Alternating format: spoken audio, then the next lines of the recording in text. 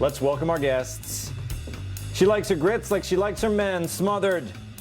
From the Fox Business Network, Dagan McDowell. He's literally forever young. Comedian Tim Young. You've seen him on your Pringles can, now see him in real life. Former U.S. Ambassador to the United Nations and Fox News contributor John Bolton. And I call him B9 because he's an oddball. Sitting right next to me, comedian Nick Mullen. Okay, let's start the show. Unlike his mild and reticent demeanor on the campaign trail, President Trump has been speaking bluntly since taking office. We have evil that lurks around the corner without the uniforms. Ours is harder because the people that we're going against, they don't wear uniforms. They're sneaky, dirty rats. And they blow people up in a shopping center. And they blow people up in a church. These are bad people. When you're fighting Germany and they had their uniforms, and Japan and they had their uniforms, and they had their flags on the plane and the whole thing, we are fighting sneaky rats right now that are sick and demented, and we're going to win. Many elites are uncomfortable with such language, but this is how most Americans feel about ISIS. They think they're dirty rats. Obama famously said that ISIS is not an existential threat to us. People like me heard that and they thought, that's the line we're going to draw? We're supposed to be satisfied because ISIS is not capable of completely destroying our country? We want them to be called what they are and then destroyed. Simple. Many sophisticated people are also baffled by what they see as Trump's belligerence. Here's the president answering a question from ABC's David Muir about Trump's idea of extreme vetting of immigrants from countries with ties to extremism. I don't want terror in this country. You look at what happened in San Bernardino. You look at what happened all over. You look at what happened in the World Trade Center. Okay, I mean, take that as an example. Are you at all People don't even bring concerned? that up. Are you at all concerned it's going to cause more anger among Muslims around the world? There's plenty of anger right now. How can you have more? You don't think it'll exacerbate David, the problem? David, I mean, I know you're a sophisticated guy. The world is a mess. The world is as angry as it gets. Well, you think this is going to cause a little more anger? The world is an angry place. This could be the biggest change that comes from this new administration. Changing the idea that the United States always has to worry about whether other countries are going to think our policies are nice. We're the parent, but the world treats us like the babysitter. We're the teacher, but we approach the world like we're the substitute. We've been tiptoeing through our foreign policy, worrying about whether it's going to cause anger when we should have been worrying about whether it benefits the United States. Ambassador, I only want to talk to you about this. I don't need the rest of the panel to weigh in. Now, Great, more time. What do you want to know? No, I want to know what you think. Do you agree with me? This could be the biggest change in the Trump administration. Is the way that we approach the world. We don't pussyfoot. Well, I think it's a complete reversal from the 8 years of Obama, who saw a strong America as being a big part of the problem, that we were too pushy, too assertive, too successful, and that people in countries like Iran, who otherwise would have been happy weaving baskets or something, decide that because of our behavior they're going to build nuclear weapons. So if only we could earn their trust, the world would be a peaceful and more secure place. It's like looking through the wrong end of a telescope. A strong America helps ensure international peace and security. It doesn't disrupt it. There you go. Tim, do you agree? What did you think of my monologue? Did you agree? Let me tell you. Since I haven't been here in a while, it's amazing. Oh my gosh, Tom, you were the best host of Red Eye I've ever seen. But look, I mean, David Muir, he was sputtering. And, you know, do you agree? Trump says the world's an angry place. We can't make them more angry at us than they are. I don't know. I think having a Hillary Clinton television show could make them even more angry at us. If we put her back into the public spotlight for a while, that charisma bomb on the world. You know that? I mean, with Trump as president and then Hillary on the TV, could you take it? I'm not sure I believe that report. She's not. No, it would need to be Hillary and Elizabeth Warren together, like Donnie and Marie from the 70s on ice. Could there be a hotter television show, just two sex symbols together? Talking like this! But just Dagan, screaming for all of us masochists. do you think, do we have to play nice with the world all the time? Oh, hell no. And I love how Trump talks, even more, he's becoming more and more simple and direct. Joe Pesci sounds like Laurence Olivier compared to this guy. And you know that every world leader has to go out and hire a new translator because the translators that are there are going, we don't even know, we don't know this kind of monosyllabic lexicon that the President of the United States is using. But again, the stronger the message, the more simple it is. And I think that's what you're hearing from him. Well, I'm seeing all over Twitter, there's people poking fun at the dirty rats comment. But, we've had presidents who speak bluntly in the past, haven't we, Ambassador? Well, look, I think that's what gets people's attention. And for 8 years, we've had a president who was mostly concerned about impressing himself with how bright he was. And what that does is diminish the American message and make it less clear for people all around the world who are not going to go into deep research over what constitutes an existential threat. In the Muslim world, for example, they know exactly what the threat of radical Islam is. Muslims around the world have suffered more from it than anyone in the West to date. So when they hear Donald Trump talk about these people, it's the people in the Muslim parts of the world who are saying, damn right, or words to that effect. Yeah, exactly. Nick, do you think the elites are ever going to get used to the way Trump speaks? No, they're right. It's perfectly clear. The problem is ISIS doesn't have uniforms. So we're going to get them uniforms, and then that's what he was saying. Well, I mean, Trump was, I think he was we're saying. Get Mexico to pay for the uniforms. He's stuck in the clip I played. He was talking about the uniforms, but he was saying, I think he was essentially saying, that's why we have to fight ISIS differently. We have to kind of get down and dirty with them because talking about them like James Cagney. Well, that's how we're going to fight them. If that's where you start, right? But he was saying that because they don't wear the uniforms, we have to treat them differently. They have a uniform too. There's clearly a uniform there. It's like black pajama bottoms, a giant beard. Exactly. There's a sword involved. I'm pretty sure I could pick out ISIS guys. This is the American uniform. Exactly. We've got it right here. Right there. Well, this is more Euro trash, but No, I want them in purple mohair sweaters and short Catholic schoolgirl kilts. But is the new ISIS uniform? Well, because you can see them from far away and it just sounds saucy. Yeah, right. Okay, moving on. Scientists say the doomsday clock has ticked 30 seconds closer to midnight, and nobody knows why. Now, of course, they are blaming Trump. On Thursday, the head of the Bulletin of Atomic Scientists delivered the bleak report. The doomsday clock is closer to midnight than it's ever been in the lifetime of almost everyone in this room. The last time it was closer was 64 years ago, in 1953, after the then Soviet Union exploded its first hydrogen bomb, creating the modern arms race. So who's really responsible for bringing the U.S. to the brink of oblivion? President Trump and President Putin, who claim great respect for each other, can choose to act together as statesmen or act as petulant children, risking our future. Ambassador Bolton, he's been unhappy since he was fired from Hannity and Combs, hasn't he? Look, these guys have had the nuclear clock somewhere between 5 minutes to midnight and midnight for about 70 years now. That sucker hasn't gone off yet, So there may be a little bit here on the calibration of what they do. It's an alarmist organization. It does have one important point that they've neglected, and that is the threat from states like Iran and North Korea and others that are pursuing or have gotten nuclear weapons that don't have the experience or the restraint that we do. But their continued focus on the United States as a problem demonstrates that they probably voted 100% for Barack Obama.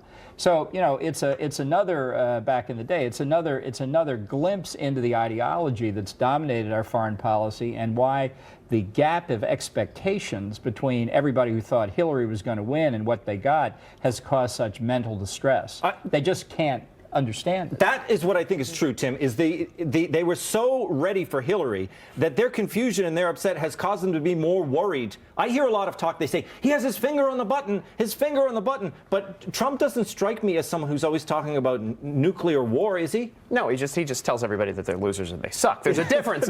His words are nuclear, and that's why it's closer to the midnight there. Because words hurt these types of professors and whatnot? They look like leftover hippies from Woodstock. Like Well, they are. Yeah. and honestly, it might be the apocalyptic clock for hippies, because they're getting pushed farther and farther to the coast. They're finally falling off of the United States. So they've got about 30 seconds left, and they're done. It's true. They don't.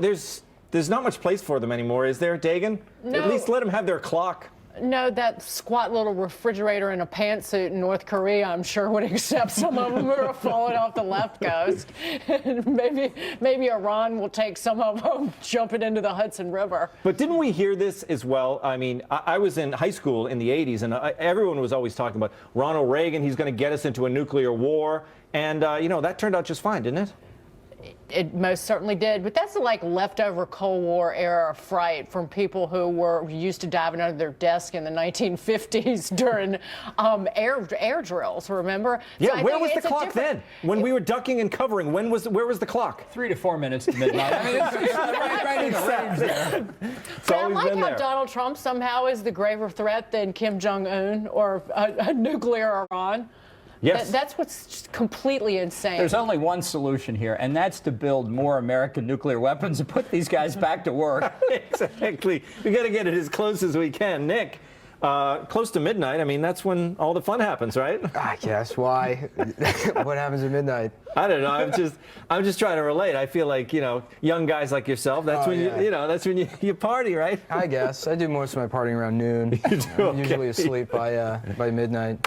It's an Iron Maiden song, though, right? I got that as a reference in. What, almost midnight? 2 minutes to midnight. 2 minutes to midnight, right? Yep. All right, moving on. World peace could be in danger. President Trump is planning to radically cut American funding in the United Nations. Instead, we will put our money into the United Colors of Benetton. The UN currently relies on billion of US dollars for its very important work, as Ambassador Bolton describes it. But the president wants to change that. He has drafted an executive action that prohibits U.S. funds going to any organization that gives membership to the Palestinian Authority, supports programs that fund abortion, or is controlled by any state that sponsors terrorism.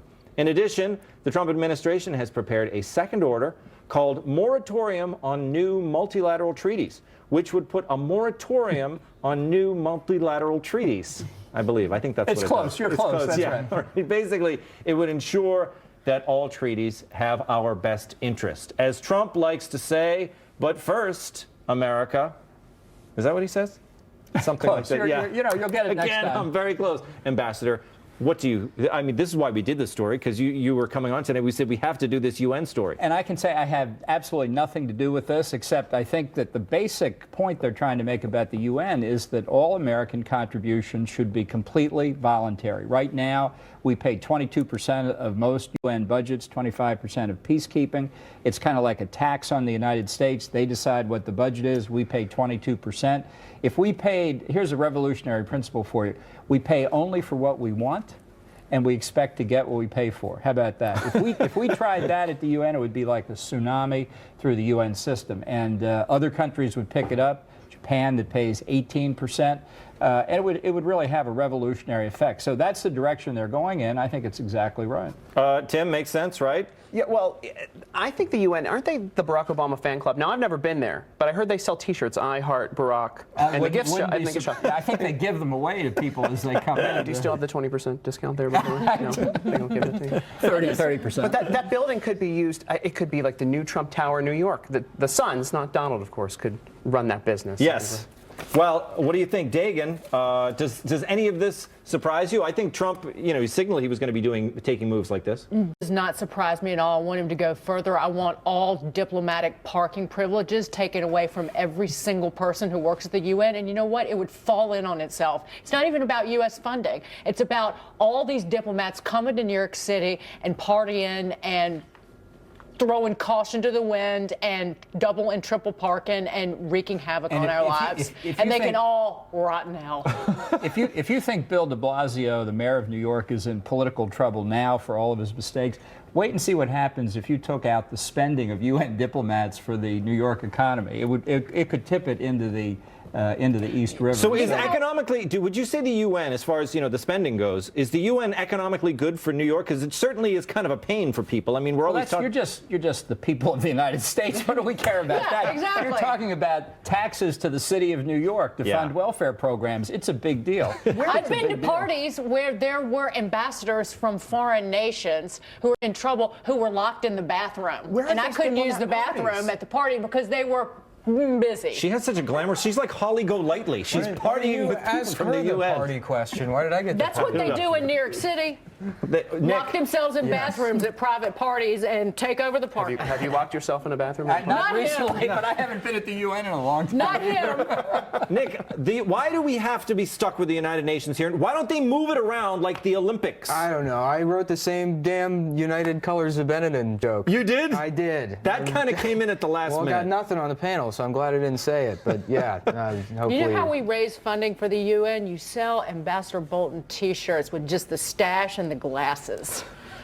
That would be awesome. Well, I don't have it. like an aging Groucho Marx mask? I don't. Stop the aging bit, okay? It's a great mustache. I don't have T-shirts, but I do have mugs with the mustache on it. I will donate some to Red Eye. See, Oh, yeah. Well, he walked in the green room, and the first thing he did was Ambassador Bolton turned and looked at me and went, "I'm the president of Red Eye. Treat me with due respect." That's right. I just wanted to make sure sign me she an autographed understood picture. what the rules were. Andy says that you're good. You're still as the president of Red Eye, but he swears that you would step down if you went into the Trump administration. I am not term limited, and if Andy keeps it up, he's going back to the basement.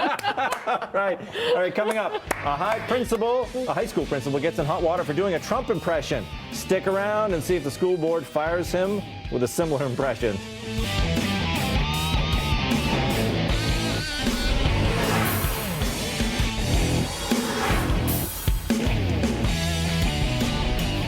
Saved by the Bell made principals think they can be funny, and 99% of them are. Here's one of the few who tried humor and it didn't pass. Okay, men and you girls, we're here to make Boulder Creek great again. We will build the wall around our border and keep those moron parents and weak and loser students out. That was Trump and Kellyanne Conway, a.k.a. the principal and vice principal of the Boulder Creek High School in Arizona. They claim the skit was an inside joke, meant only for teachers. But after someone leaked the video, someone presumably named John Brennan, parents started a petition to have them fired. They say the students are not idiots and the parents are not morons. Our students aren't idiots. Our parents aren't morons. Even creepy Jeff Foxworthy weighed in. There's an old saying that goes, the fish stinks from the head down. The school board has placed the pair on paid administrative leave pending an investigation. Personally, I think it might be a big to-do. It's not like school officials should know what is comedy. I think of somebody of that level, because she is an officer of the school and in the administration, I think that you should know better in what is comedy and what is not. There you go. Nick, you've made some funny videos, some unfunny ones too. Should you get fired for the unfunny ones? Well, I don't have a job, so that's not a problem. Can't get fired from Twitter, right? Yeah, you can't. I don't know. This combines two groups I hate, which is educators trying to be funny and concerned parents. So I don't know who to root for. You're right. It's like the parents are whiners, right? I generally don't like the whiners. Well, they're parents, which is a level beyond whiner that's worse. But wait, I mean, I'm a parent. And you're awful. But wait, I'm not. Ambassador, I mean, was this, I couldn't tell. Was this anti-Trump, this video? Well, it could have been, or it could have been an honest joke. It was pretty poor humor, if you want my humble opinion. But I'm inclined to cut the principal and his assistant some slack in this case. I think people in this country have gotten over the top, uptight about people saying funny things that they take offense at. Yeah. I just think a little looser attitude, a little bit more tolerance would be a good thing, and maybe it would produce some more funny jokes instead of kind of tired humor. But I just think people ought to loosen up. Gotta loosen up. I love that he just had a hat. He didn't even put the make. It wasn't the Make America Great. No, it was just just put on a cap. Yeah. Tim, you've made some look. Let's face it, you've made even more unfunny videos. Drone-worthy videos. Oh my God. And like 3 views. This at least went viral. Give them credit for that. Yeah, they got the hits. And the best part of it, I watched the whole thing. He calls the nurse hot in it, and there was about 30 seconds of dead air at the very beginning. So honestly, way better than what I've been seeing on SNL. You know what? That's more risque than making a political joke.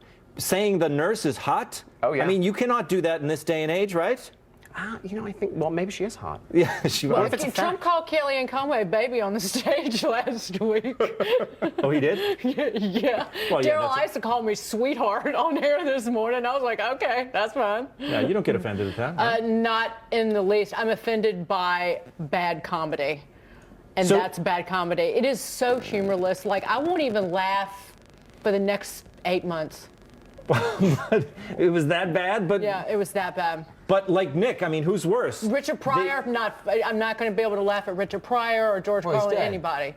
No, but I still laugh at his jokes. But what's worse, their attempt at humor, or the parents, complaining and wanting them to be disciplined for it. They are disciplined. It's the parents are outraged, and they should probably be. If their kids are idiots, then they ought to look in the mirror. It's probably not the educator's problem anyway. You broke your promise to America. You said you weren't going to laugh for 8 months. That's right, you did. Well, what are we going to do? Tim, what are we supposed to do about this? We're all in agreement. Everyone from the left to the right, we're agreed that everyone is too sensitive, but no one seems to be willing to take any steps to change that.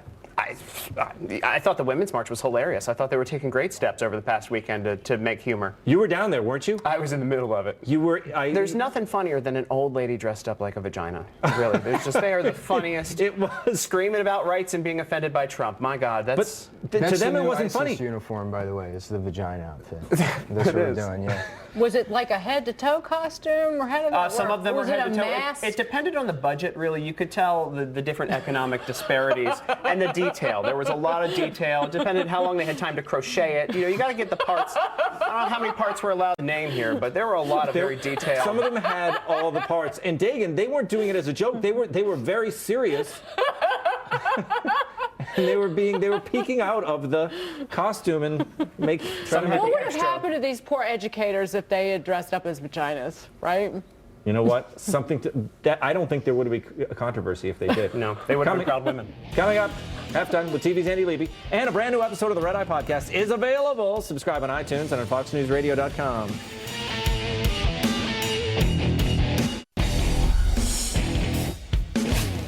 Welcome back. Time to find out what we got wrong and what we missed from TV's Andy Levy over in the Red Eye News Deck. Hey, Andy. Hey, Tom. How you going? Good. Good. I just said, how you going? How you going? I'm going good. What that means. Trump says the world is an angry place. Tom, you said of America, we're the parent, but the world treats us like the babysitter. Yeah. Can't we just be the cool uncle who sees the world like every couple months or so? I think that was the past 8 years, Andy. No, it wasn't. What? I want it to be that. I think Obama thought he was the cool uncle. Yeah, but he didn't want to, just... Oh, forget it. Ambassador, you said Trump's view is the exact opposite of Obama's, where Obama thought that America's actions were the cause of all bad things, like would cause a basket weaver in Iran to become a terrorist. But Trump himself thinks that what we did in Iraq created ISIS. Yeah, well, I think that's just incorrect in the sense that the wave of radical Islam that's taken place around the world would have taken place whether we invaded Iraq or not. So there's a cause and effect problem there. All right. Ambassador Bolton says Donald Trump. You're going to stop there? I just wanted you on record saying the President of the United States is wrong. You got it. Okay. Beginning to see why you're not in the administration, sir. Try another one. Tim, you said Tom is the best host of Red Eye ever. First of all, nobody likes a suck-up. He brought me back on, so I have to be very gracious to him, and he's way better than you, Andy. Do you? Oh, this has nothing to do with me. Oh, or the other guy. What's his name? He hasn't been on in a while. That's good. Yeah, we call him the other guy. Andy, you have better hair than Tom, though. Thank you. Thank you very much. Dagan, you said the stronger the message, the simpler it is. I'll grant you that's true in a lot of cases, but that doesn't automatically make the message good. It doesn't automatically make it bad, but it also doesn't automatically make it good. I agree with you on that. Okay. I'm waiting for Trump to communicate via belching, because I think we're headed there. Nick, you brought up what Trump was saying about ISIS not having uniforms. Yeah, he talked about when we fought Germany and Japan, they wore uniforms, and then he said with ISIS, they don't wear uniforms, they're bad people. As opposed to the Nazis, I guess. Yeah, they wore uniforms, they're all right.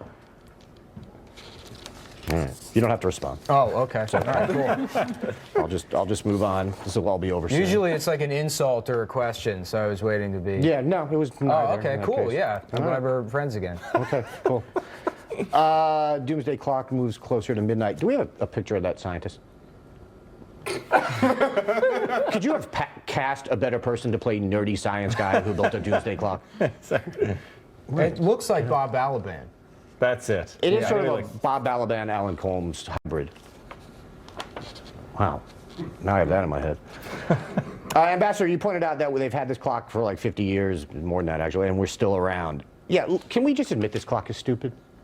Yeah, well, that would be a good place to start. Yeah. But, you know, then we wouldn't be able to do a segment on Red Eye every year when they tell us it's moved another half a minute closer. Right. You know, it's been moving a half a minute closer to midnight every year for about the last 40 years. Well, they still haven't made it. And that brings up another point. Like, they blame, you know, their entire thing was this is all Trump's fault. We're moving it closer because of Trump.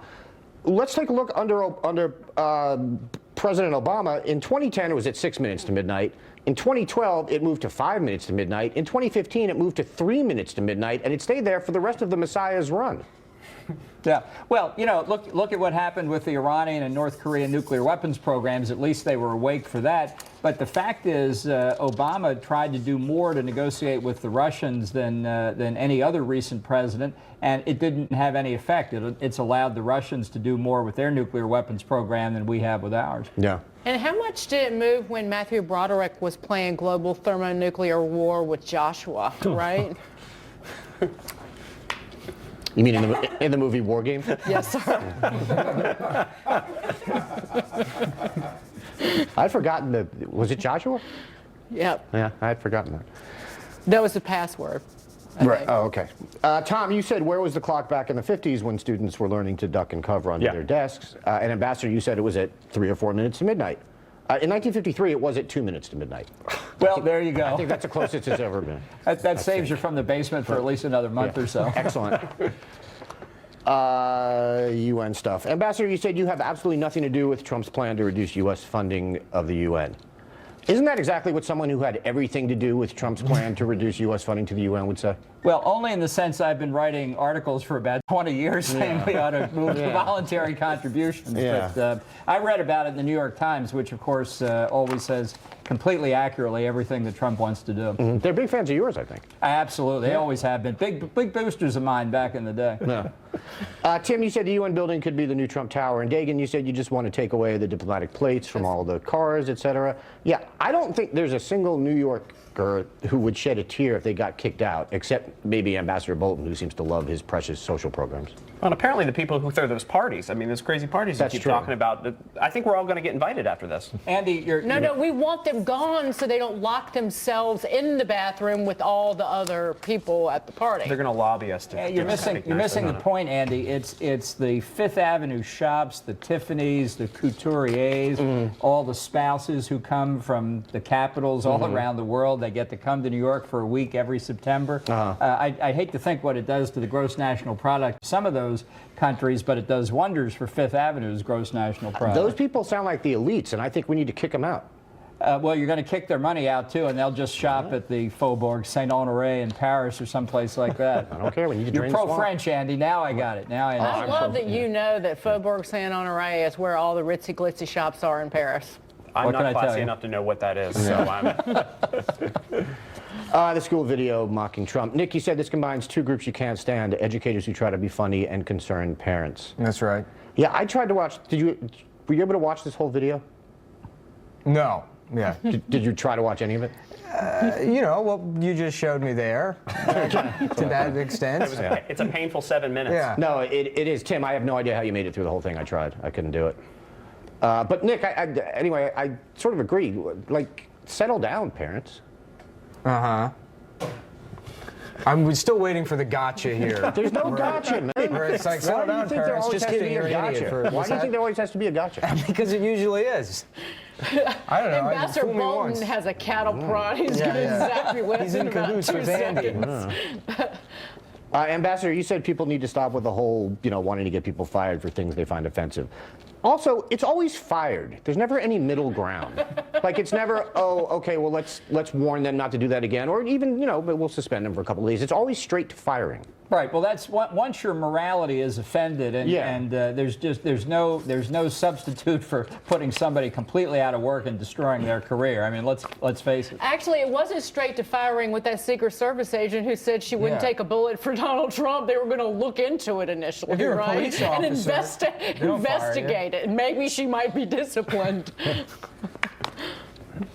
What was that about the police? If you're a police officer, you don't get fired. You get paid leave. That's true. Yeah. Yeah. So just make all the teachers cops. Give all the teachers guns. That way they can make any jokes they want. They just get suspended. So you want guns in schools? Only to protect the teachers from getting fired. Oh, okay. All right. That makes sense. I am done. Thank you, Andy. Yep. Coming up, life lessons from a bag of chips.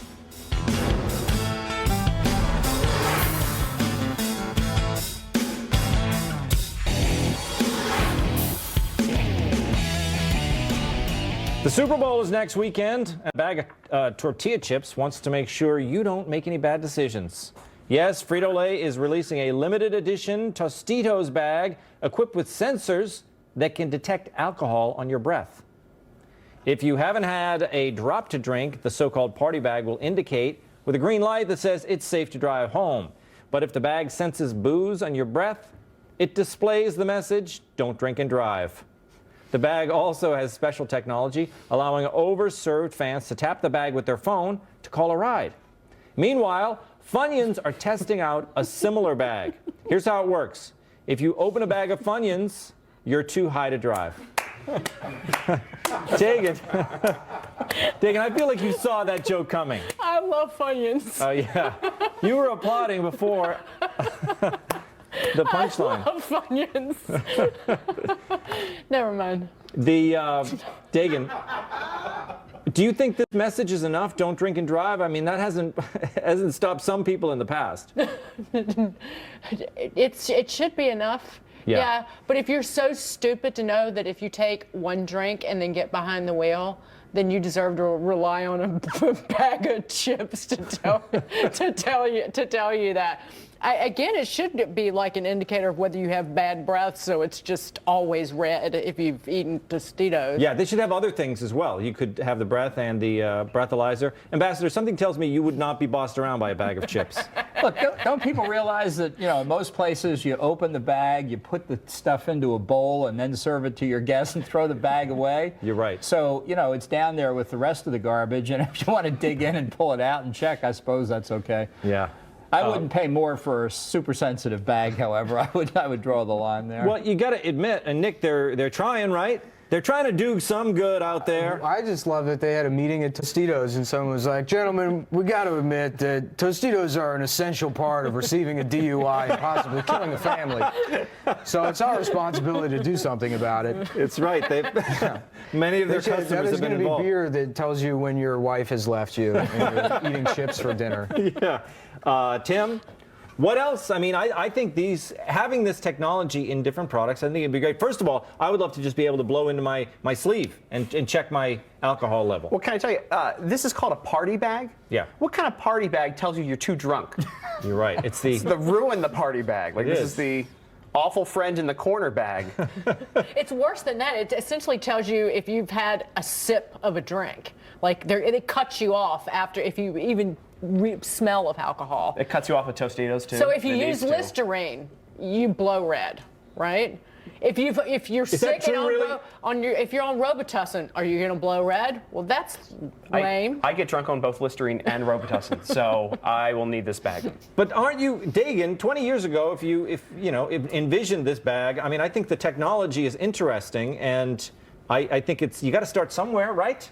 No, that's what you have friends for. It's like, I've been drinking. You just get in their face. Do I smell like Pappy Van Winkle? No, because you can't afford it, but to continue. So is it just, what is it? Is it just marketing, Nick? Is that what this is? Yeah, it's Tostitos, the chips for people without friends who they can't blow in their face. All right, coming up, the latest trend in elephant fashion.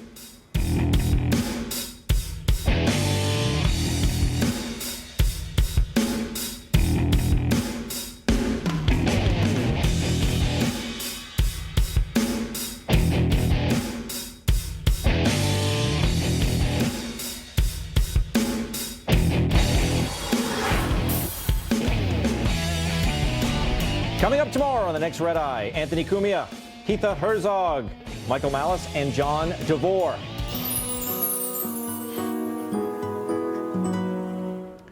A group of rescued elephants at a wildlife sanctuary in northern India are no longer cold.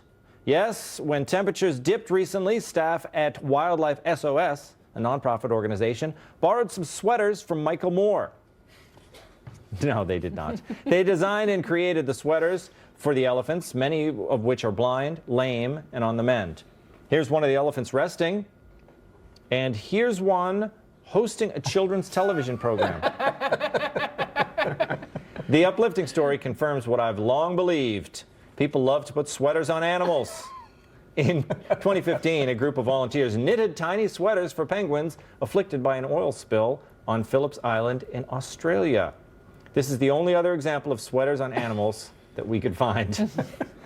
Tim, what do you think? I think this is, this is a practical thing. This isn't just, I know the pictures are cute, but in both cases, the animals needed them for their welfare. It seems like the same people who made those vaginas at the Women's March made these. I just wanted to say that for her benefit. But also, I was looking at that picture. Look at that picture right there. My ex-girlfriend really let herself go. Oh, come on. I can't complain. I made a Michael Moore joke, right, Ambassador? Look, speaking as a Republican, I object to these sweaters. I think this is the product of 8 years of Obama welfareism at work. Those elephants are tough enough to handle the cold on their own. I don't care if they're blind, sick, lame, or anything else. They don't need any government sweaters. I was surprised. India, I didn't think that it got cold enough there to, protect the elephants. This is the only evidence against climate change. It is. These pictures. That's the only scientific evidence that exists. Yeah, that global warming isn't real. You never see, 100 years ago, you didn't see elephants with sweaters on, did you? Yeah, well, we didn't have Etsy. Exactly, there wasn't a market for it. There's a market for everything now. Dagan, look, you got to admit these pictures are cute. Look at that. That's kind of like a whole ensemble there. No, good thing they're in India and they're blind because they're all dressed like Bill Cosby. I mean, you know what? When you just stick in their trunk and then someone else's drink. Well, I know when you used to say Bill Cosby, you did think of innocent sweater jokes, but now it just goes someplace else, doesn't it? That was an innocent sweater joke. His sweaters were atrocious. I know it was, but of course we couldn't keep, Nick. Well, I can't help your filthy mind. Bill Cosby stole all of our innocence. He really did. Yeah, some people more than others, specifically 47 other people. No, all of us equally, Nick. Okay. We all suffered. All right. I think the sorry show's about over. mentioning the elephant in the room. No, that's right. Very special thanks, Dagan McDowell, Tim Young, Ambassador John Bolton, and Nick Mullen. That does it for me. I'm Tom Shalhoub, and we get 10 seconds left. Get a nice shot of the wide panel. Say goodbye, everybody. There you go. When disaster strikes, are you ready to protect yourself and your family? In a crisis, your number one need is food, but not just any food. You need survival food, good for a full 25 years. Delicious food, as nutritious as the day it was packed. In a dangerous world, survival food is critical. Superstorms, terrorist attacks, and other threats can make getting food near impossible in an emergency. To help you prepare, 72-hour food kits are being given away free, but only while supplies last. This 72-hour survival food kit has 16 servings of tasty food guaranteed to last 25 years. It sells to the general public for $27 plus shipping. Customers who have paid full price rate it 4.5 out of 5 stars. But act quickly and you get it free. Just cover $9.95 in shipping. Supplies limited. This program may end at any time. Go to getfreefood.com. That's getfreefood.com. For your free kit, go to getfreefood.com.